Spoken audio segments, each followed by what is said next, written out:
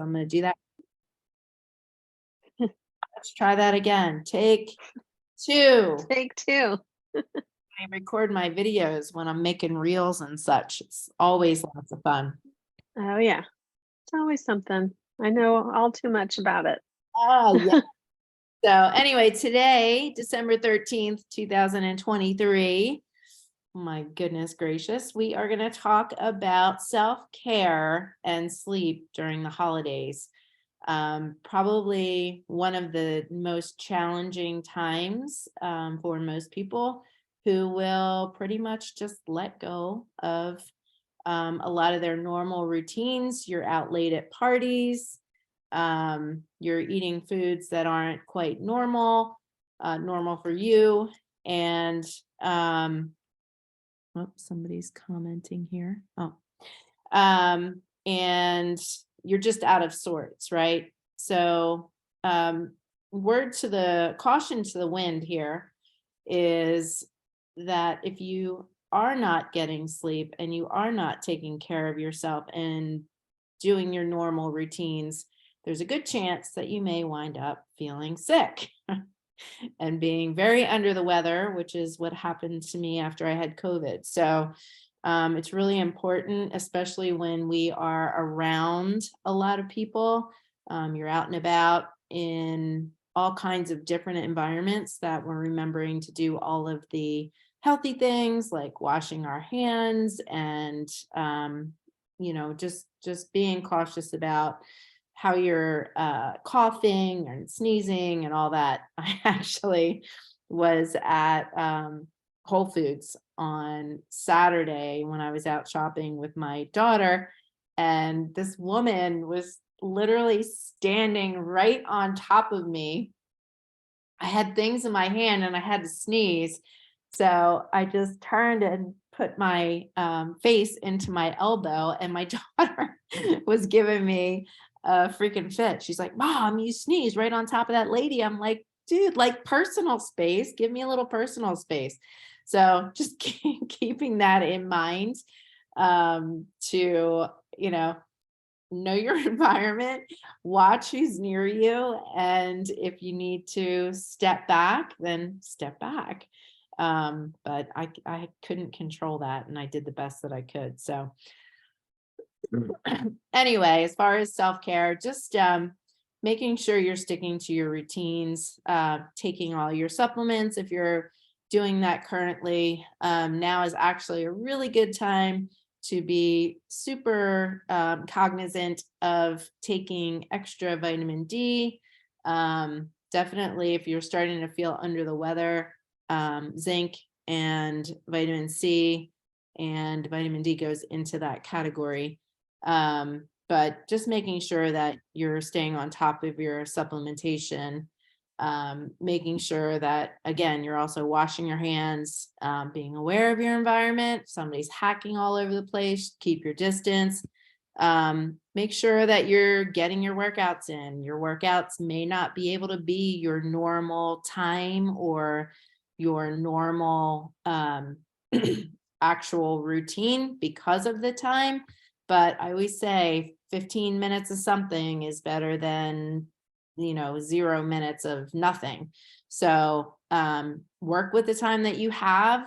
Unless you've got some kind of injury going on, I always go to my little travel workouts that I've posted all over Facebook. But basically, if you have 15 minutes, you can squat, lunge, push up, and plank yourself into a good sweat. And at least you're still doing something. It all goes back to that whole all or nothing attitude, which doesn't work. Just had a conversation with one of our challengers about wiping the slate clean. Did an amazing job the first week, and the second week had probably a couple parties over the weekend that she felt like she was derailed. And I'm like, no, just wipe the slate clean, get yourself back on track. So again, it's that all or nothing attitude that's just going to set you up for failure every time. Maybe good time to take some extra walks. pop on a yoga routine. Make sure at night before you're going to bed, you really are like not doing your Christmas shopping before you're trying to fall asleep, because chances are you're going to delay your sleep. So making sure that you're just taking care of yourself and giving yourself the opportunity to wind down, and not always be like on. And also, really thinking about your multitasking habits and really how much can you be present right now, versus thinking about all of your to-do lists. That's usually pretty darn challenging, for most people. So let me see if anybody else is jumping in to Zoom, and we're going to move on to sleep after this one. So practicing good sleep hygiene. Again, I've talked about this multiple times, but especially when you are already having trouble sleeping, what are some of the things that you can do to help your sleep? And that is skipping the wine or the alcohol to wind down. I've been reading a lot about this lately, and I know I've mentioned it before, but if you're going to have a glass of wine, try to have it with dinner, or just make sure you're not having it at least 2 hours before you're going to bed. And initially helps you feel drowsy, but then it lessens your quality of sleep and actually increases your sleeplessness and restlessness towards the earlier morning, especially if you're drinking right before bed. You're not going to get that deep sleep as you would if you skipped it.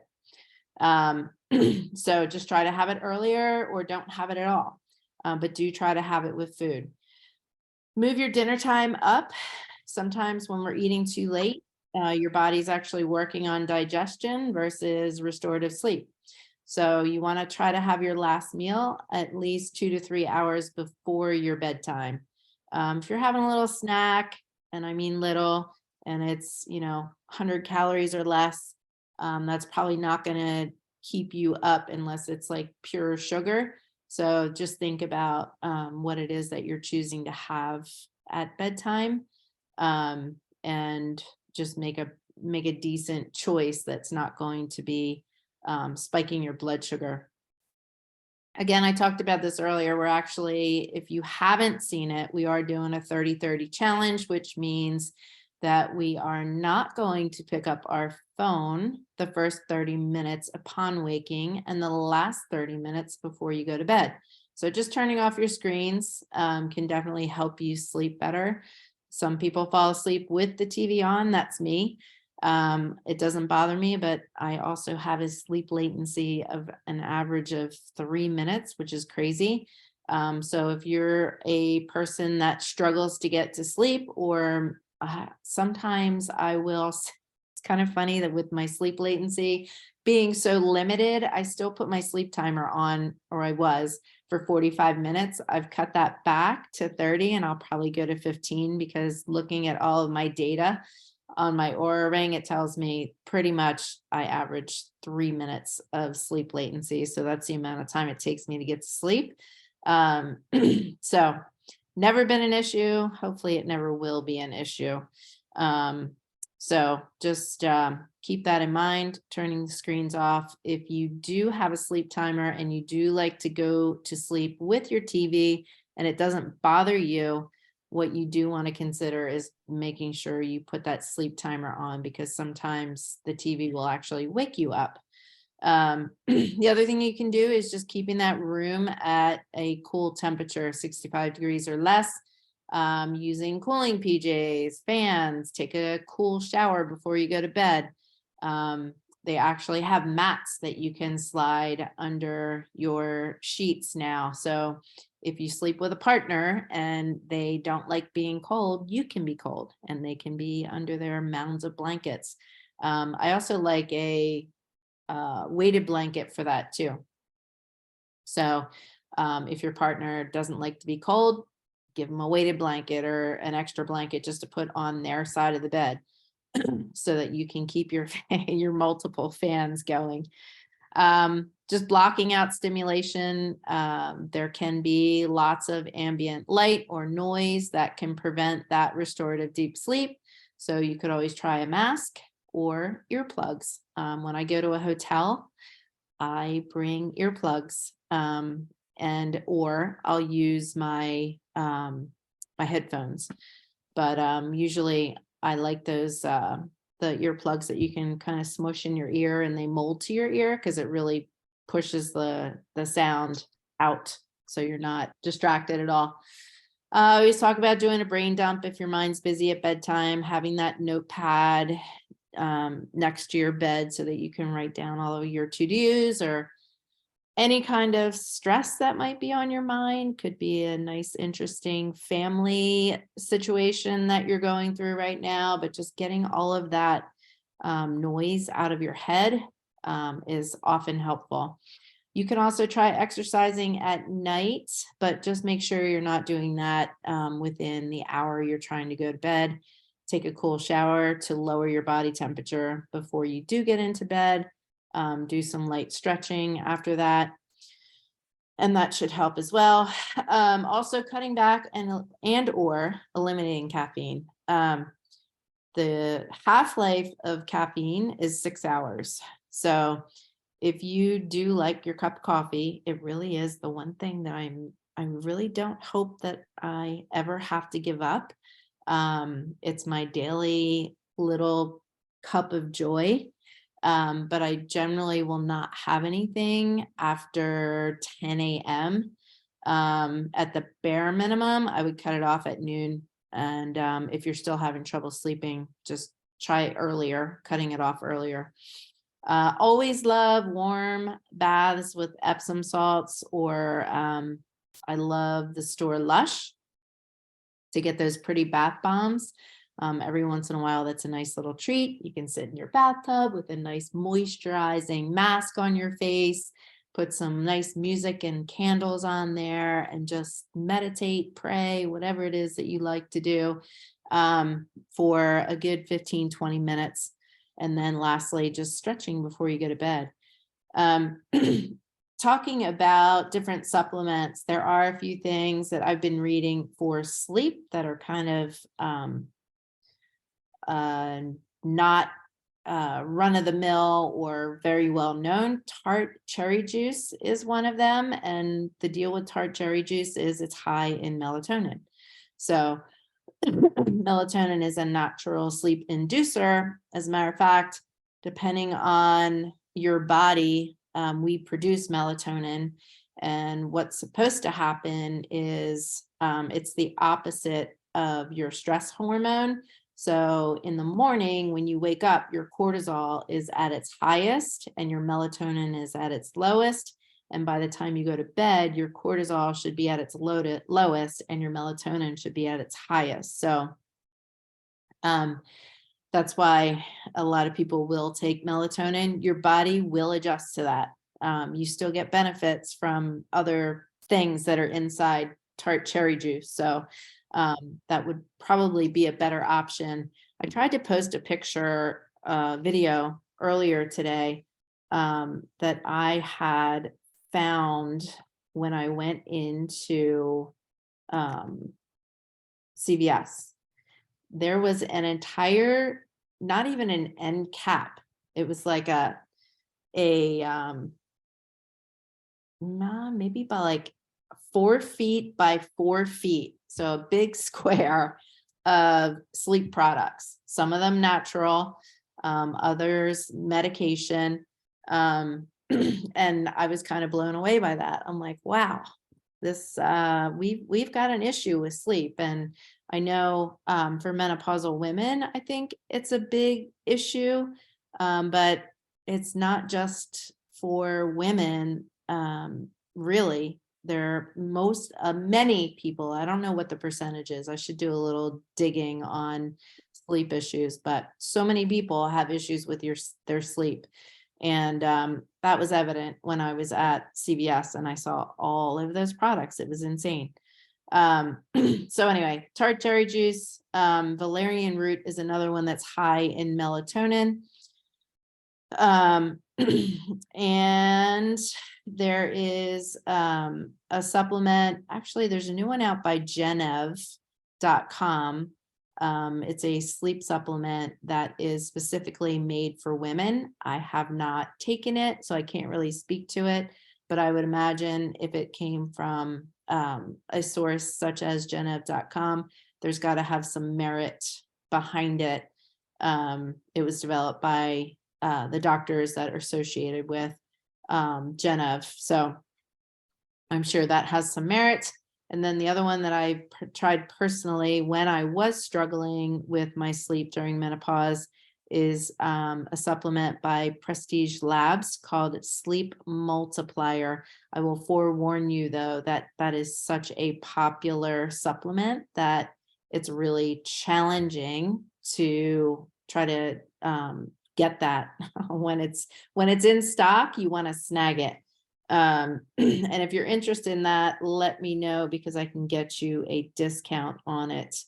I think my price is 25 or 30% lower than what you would pay on their website directly. So if that's something you're interested in, definitely check it out and let me know, or try the other supplements that I talked about. But I think that's probably one of the two of the most frequently dealt with, we'll call them issues, during the holidays, and that is sleep and giving yourself time to practice a little self-care, making sure you're eating whole, healthy foods most of the time.